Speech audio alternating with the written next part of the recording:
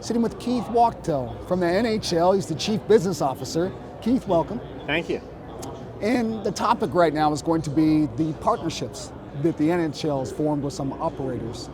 Can you tell us more about that? Sure. We have the hat trick of sports betting partnerships. We signed MGM as our first landmark partner about 6 months or so ago. Followed that up with a partnership with FanDuel, which consisted of not only daily fantasy, but also sports betting as they've ventured into those waters as well. And recently announced a partnership with William Hill, one of the largest sports operators in the world. You were the first league to partner with William Hill. We were. We're very, very happy with it. William Hill has over 120 sports books alone in the Las Vegas area.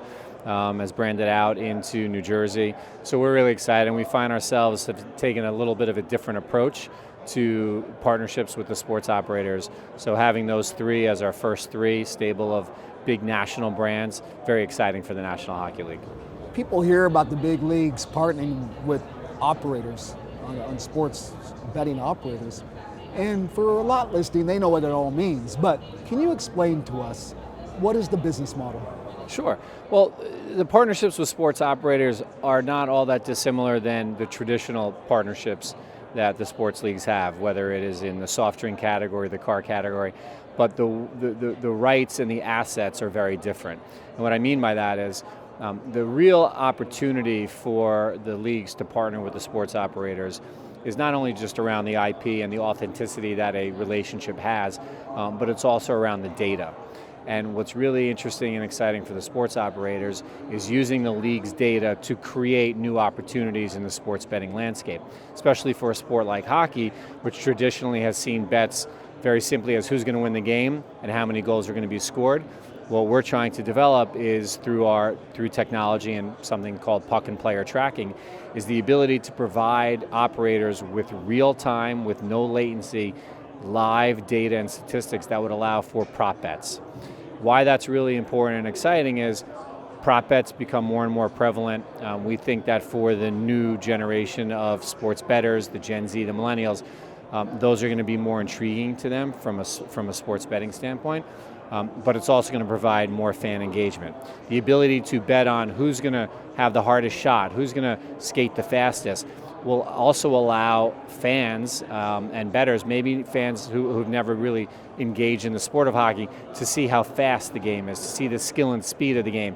And once they're betting, once they're engaging in either daily fantasy or even social gaming or predictive gaming, their tendency to engage in the sport grows significantly. We think that's the real advantage, and that's the real difference between that and more traditional partnerships. It's rooted a lot in the data and the ability to use the league's data for sports betting. Super Bowl will have over 500 prop bets. What kind of unusual or interesting prop bets are being planned for the NHL? Well, we're still working through that, but what we know is there's two things that you have to have. You have to have a lot of data, and you have to be able to provide it in real time. One of the differences between our sports and say the NFL or Major League Baseball is the downtime. So for our sport, it's 60 minutes of action. There's really no breaks. So it's hard for people to bet on in-game prop bets as opposed to, who's going to score the first goal in a period, things like that. So what we're talking about is real-time prop bets and the ability to, again, provide something that's unique. So like I said, whether it's things like who's going to have the hardest shot, who's going to skate the fastest, who's going to skate the longest, all of those kind of things, which have never been shown in our sport, let alone the ability for people to bet on, we think is really exciting. What kind of technology will be married with each player to help track? So we've been working for a few years on a technology that would provide a chip in the puck, which would actually calibrate coordinates of the puck, and then as well as putting a chip on the player. We've worked with our Players Association. They've been great and understand the importance of this type of engagement to the future and the growth of the sport. So we're going to have a chip, a sensor, using GPS technology in the shoulder pad of the players. You chip the puck, and now you're able to get the coordinates of not only where the puck is on the ice, but also where the player is on the ice. You marry those two together, you're left with data that right now would provide 10 times the amount of data points that we're getting currently. Will it change the game?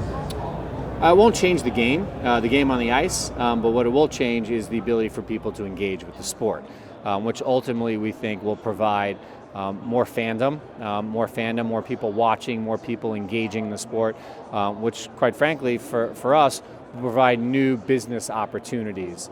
But the game on the ice won't change at all, and that's important. We don't want the game on the ice to change, but we want the data and the information that's coming from the game on the ice to be something that no one's ever seen before. The big leagues are all in, NHL, NFL. We see it in Europe with soccer. Has there been any backlash? Not to date. It's still at its infancy, right? So there's a lot of talk about what is it going to be. It's going to be really based on the amount of states that legalize sports betting. Right now, it's only a few, and from a sports team standpoint, there's two that make sense. Vegas, and that's really only for us at this point because we're the only professional sports league with a team, and New Jersey, where we have teams in both states. The state of Pennsylvania has opened up sports betting. I don't think that's really going to take effect until next year, where we have two teams. But it needs to scale. So right now we're taking an approach where it's a little bit of a wait and see. We've jumped head in, but what actually this is going to become, we're not really sure. We do know that it is a valuable marketing platform for the league. We also see the opportunity now that's becoming more relevant, and we're building these products, these technology products. We're taking that to Europe. So we see an opportunity where our sport in some markets like the Nordics, Sweden, Finland, Russia, Germany even, hockey could be the number one sport. So we see an opportunity not only to engage the U.S. sports better, but also having conversations with all of the operators in Europe where the things that we're talking about have been going on for decades. When do we expect to see this in the arena? So we are planning on launching puck and player tracking sometime towards the end of next season. I think that's mostly really for, again, the mobile activation. In arena still needs a lot of work from a connectivity standpoint. So you hear a lot of talk about the arena of the future and 5G.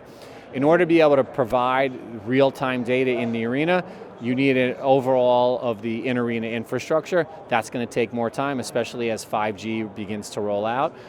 But you're going to start to see it more from, again, a mobile standpoint, especially with our partner MGM, which is the one that's going to be leading from a technology standpoint.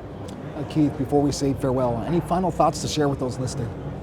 Well, we're just really excited about the opportunity to engage in the marketplace. We have great partners in MGM, FanDuel, and William Hill. We expect to continue the growth of our roster of partners into next year, and we think that the opportunity in sports betting will really lead to greater opportunities for all sports properties through a fan engagement. Thank you. Thank you.